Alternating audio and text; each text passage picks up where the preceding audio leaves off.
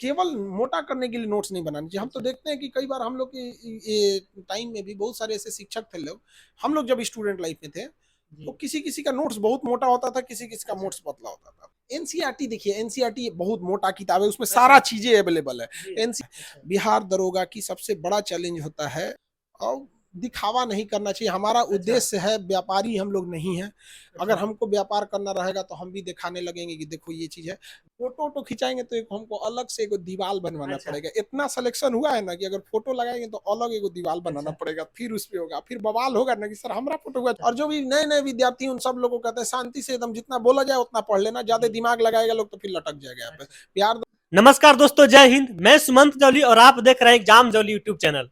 दोस्तों, यह जो वीडियो है एकदम बिल्कुल जीरो लेवल से शिखर लेवल तक कैसे पहुंचे बिहार दरोगा में, आज का रणनीति जो है हमारे साथ है सबसे प्रसिद्ध शिक्षक, विश्व के नंबर 1 शिक्षक खान सर हैं। इनसे हम पूरा जर्नी लेंगे, आखिर बिहार दरोगा के लिए नए विद्यार्थी कैसे तैयारी करें कि एकदम उनका स्ट्रेटजी जो है पीक लेवल तक हो जाए। सर, स्वागत है हमारे चैनल पर। धन्यवाद सर, पहला सवाल ये है कि बिहार दरोगा की तैयारी एकदम बिल्कुल जो नए एस्पिरेंट्स हैं, पटना में डेग डाल दिए हैं बिहार दरोगा बनने के लिए, उनके लिए सर क्या कुछ करना चाहिए अभी से ही?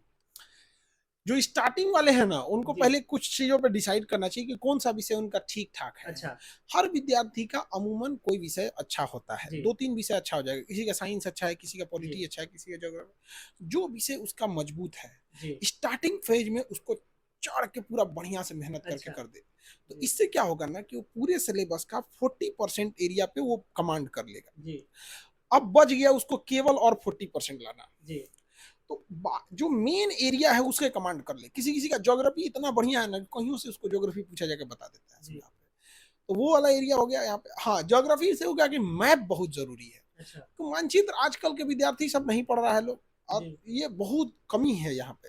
तो मैप बहुत जरूरी है मानचित्र ज्योग्राफी के लिए। तो कोई भी सब्जेक्ट उसका पॉलिटी हिस्ट्री कोई भी मजबूत हो, साइंस हो, कोई मजबूत कर लिया, उसको कंप्लीट कर लिया। अब उसके बाद उस सेकेंड फेज में उसे पकड़े जिससे अच्छा क्वेश्चन आ रहा है। अच्छा।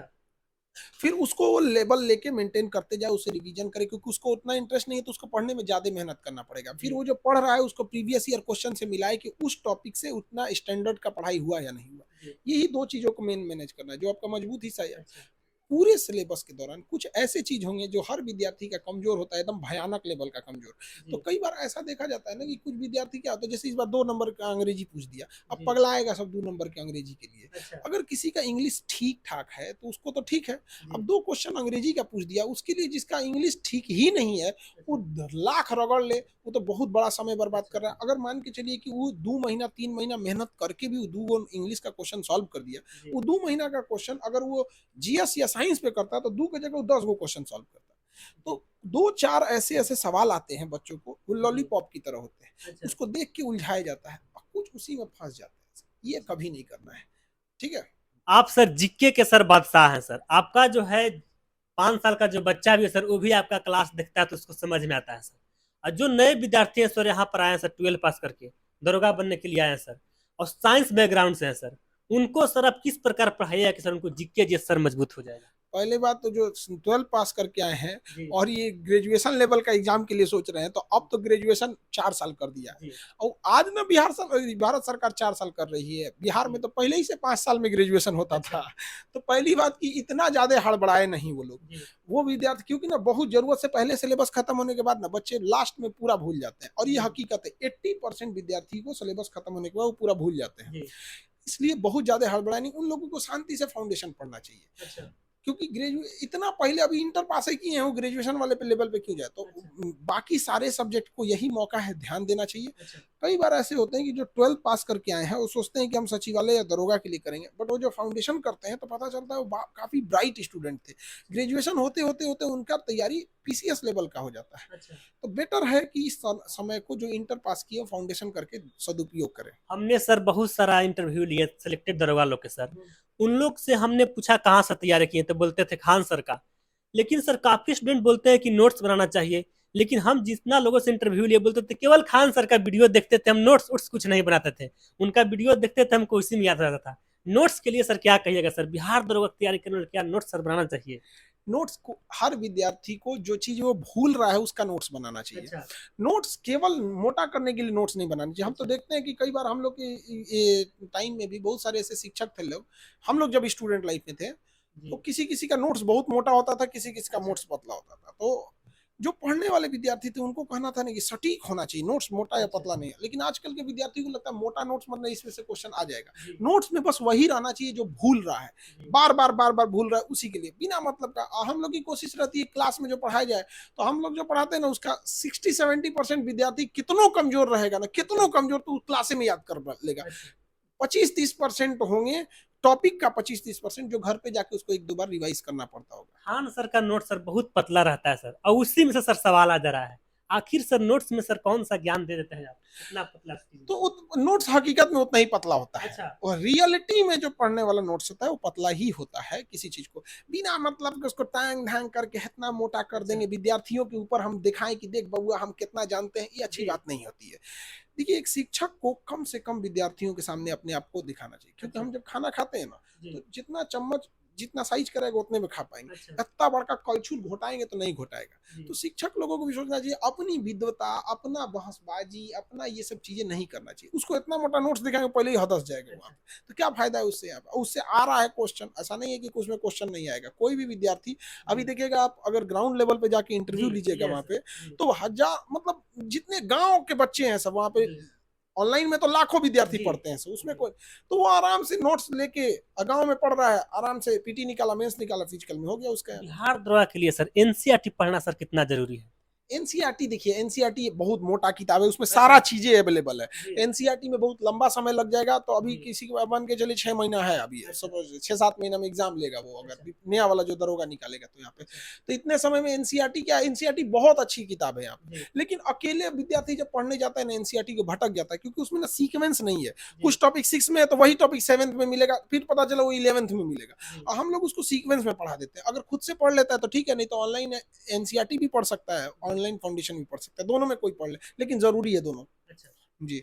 बिहार दरोगा मेंस में सर मैथ रीजनिंग का सर अहम भूमिका है सर, मेरिट बनाने में लगभग 20 से 25 नंबर सर आता है सर मेंस मैथ रीजनिंग के लिए। इस बार ज्यादा कर दिया है, ज्यादा हो गया सर। और जो बिहार दरोगा की तैयारी करते हैं पेरेंट्स, वो बस केवल जीके जीएस पर पूरा फोकस कर देते हैं, उनके लिए सर क्या कहना चाहते हैं? मैथ रीजनिंग सर अभी से थोड़ा थोड़ा देखना चाहिए। तो फेल हो जाएंगे लोग, ज्यादा नौटंकी करेंगे लोग। तो यहाँ पे हम हमेशा क्या करेंगे, जो स्किप नहीं करना है ना ना ना ना, एक आध क्वेश्चन आ रहा है तो स्किप कर, जैसे अंग्रेजी पूछ दिया है, मैथ का कोई एक टॉपिक है जो बहुत टफ है, सपोज कीजिए किसी विद्यार्थी को ट्रिग्नोमेट्री नहीं आ रहा है, तो पूरा मैथ से खाली ट्रिग्नोमेट्री थोड़े पूछेगा, कभी भूले भुटके को पूछ दिया, तो इन की को भूले भट के पूछ दिया तो ओकरे पीछे मार जान दे देंगे हम। यहाँ पे एवरेज देखिए किस टॉपिक को पकड़ रहा है, किस पार्ट को पकड़ रहा है।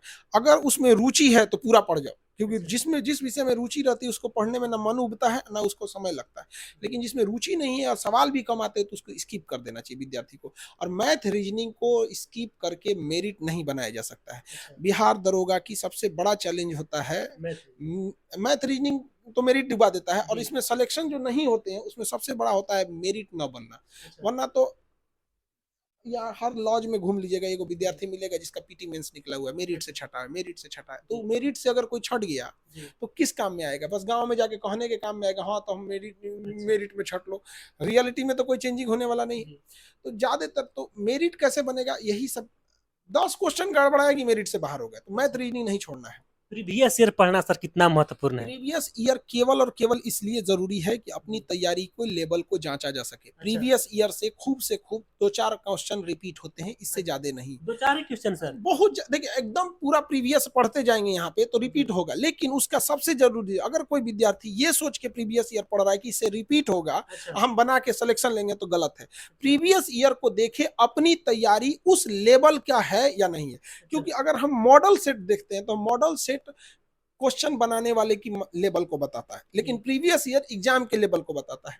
तो प्रीवियस ईयर से क्वेश्चन आएंगे, बहुत बार रिपीट होते हैं, लेकिन उसके भरोसे नहीं बैठना चाहिए। करेंट अफेयर के लिए सर आप क्लास में सर महत्वपूर्ण टॉपिक देते हैं सर, महत्वपूर्ण टॉपिक 1000 दे दिया, उसी से सर आता है करंट अफेयर। करंट अफेयर कहाँ से सर ये सब टॉपिक चुनते हैं? करंट अफेयर के लिए हम हमेशा कहते हैं बिहार दरोगा कोई भी विद्यार्थी लास्ट में 1000 क्वेश्चन 1200 क्वेश्चन करंट अफेयर बताएंगे, उसको याद करा देंगे, उसी में क्लासों में याद करा देते हैं। करंट अफेयर उसमें से मैक्सिमम 80 से 90 85% question current affair sir select करते हैं सर, कहीं आपको ऊपर लेवल से तो नहीं मिलता है कि यही सवाल आ जाएगा? अरे नहीं, ऐसा ऐसा रहता तो सब आदमी को आदमी नहीं कर सकता। करंट अफेयर के लिए सर आपको हम देखे हैं, बहुत सारा स्टूडेंट भी बोले हैं कि करंट अफेयर के लिए हम केवल खान सर का जो है, जो लास्ट में सर देते हैं टॉपिक वाइज 1000 महत्वपूर्ण, उसी से मेरा करंट अफेयर 20 से 25 पकड़ा जाता है। करंट अफेयर में क्या है ना कि किसी भी विद्यार्थी को एटलीस्ट 6 महीना लगातार करंट अफेयर पढ़ेगा ना, तब उसको बुझाएगा कि क्या है ये चीज। वो सोचता है कि एक हफ्ता पढ़ेंगे, बाबर मुगल है कि तुरंत समझ में आ जाएगा। तो धीरे धीरे समझ में आ जाता है कि ये बीपीएससी लेवल का है, ये दरोगा लेवल का है, ये एसएससी लेवल का है। अब जैसे जो हम लोग दिए दरोगा वाले में, वो में से एक को करंट अफेयर हम लोग ना देंगे बीपीएससी वाले में, ये एक को ना को उसका अलग रहता है। यूपीएससी वाले में उसको एक ठो नहीं देंगे, उसमें पता है कि उसमें कुछ भी नहीं करेगा। तो टारगेट रहना चाहिए कि क्या चीज होता है, तभी वो वैकेंसी कब तक आने का चांस है सर बिहार दरोगा का? क्योंकि देखिए अभी इलेक्शन का पीरियड था, तो इस वजह से चीजें गड़बड़ा गई थी, थोड़ा आगे पीछे हो गया। लेकिन हाँ, वैकेंसी ज्यादा आ रहा है, ठीक वैसे ही जैसे पिछली बार आया था। बहुत चांसेज है कि जुलाई लास्ट तक दे दे नोटिफिकेशन। जुलाई लास्ट या फिर अगस्त। एक लास्ट सवाल है खान सर से।